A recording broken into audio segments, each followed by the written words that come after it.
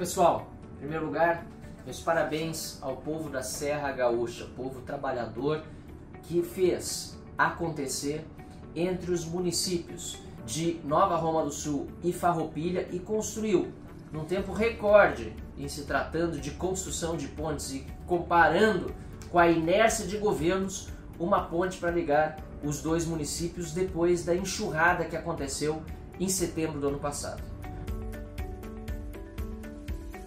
Mas a história obviamente não para aí, não para nos parabéns, muito antes pelo contrário. A história tem muitos detalhes que merecem ser contados. Em primeiro lugar, a ponte que foi construída custou quase 10 vezes menos do que a proposta do governo.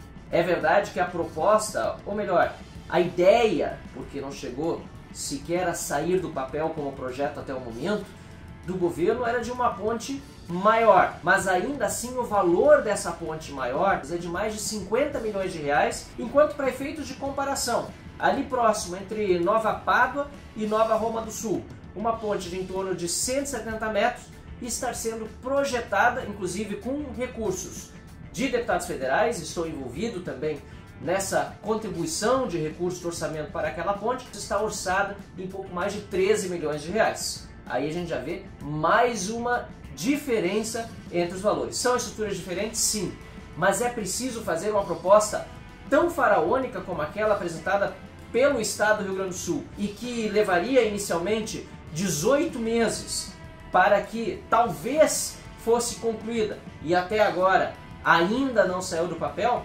Além disso, a ampliação das entradas da ponte permitem com muita facilidade, apesar de informações equivocadas já divulgadas, que caminhões, inclusive carregados e carretas, possam passar de um lado para o outro do rio. A ponte que foi construída pela comunidade fez com que a tonelagem suportada pela sua estrutura subisse de 24 para 45 toneladas. Também está elevada em mais de 2 metros em relação à ponte antiga. É óbvio que não se pode dizer que jamais a água atingirá outra vez a ponte, mas que ela está mais segura, com certeza. Além de estar iluminada, agora à noite carros e caminhões podem passar com o privilégio de poder enxergar melhor, que não deveria sequer ser tratado como privilégio em se tratando de uma via pública que precisa estar iluminada.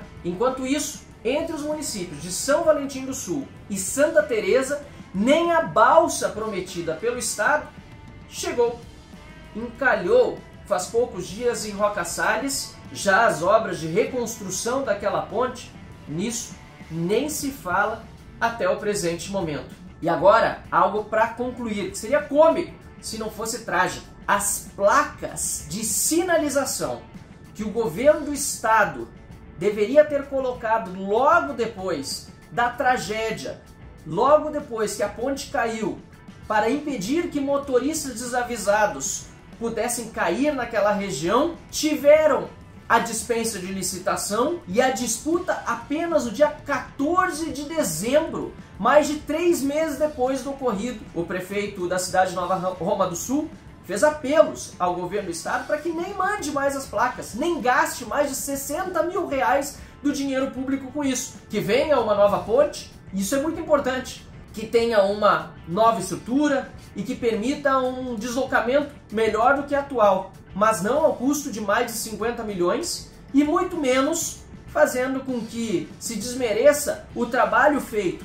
pelos cidadãos daquela localidade que conseguiram entregar uma obra muito melhor do que aquela que havia e permitindo que os cidadãos pudessem agora cruzar de um lado ao outro do rio. Uma ponte que já há tantas décadas estava necessitando de reformas e até mesmo ser substituída, precisou de uma enxurrada para que o governo pudesse finalmente ver aquilo que tantos cidadãos necessitavam. E se os cidadãos não tivessem participado, inclusive de leilões, de vaquinhas, de um grande esforço comunitário, hoje Nova Roma do Sul e Farroupilha continuariam naquele trecho sem uma conexão e os cidadãos ficariam abanando de um lado para outro das margens do rio sem poder cruzá-lo. Portanto, mais uma vez, Parabéns aos cidadãos da Serra Gaúcha que resumem o espírito também da nossa colonização no estado do Rio Grande do Sul.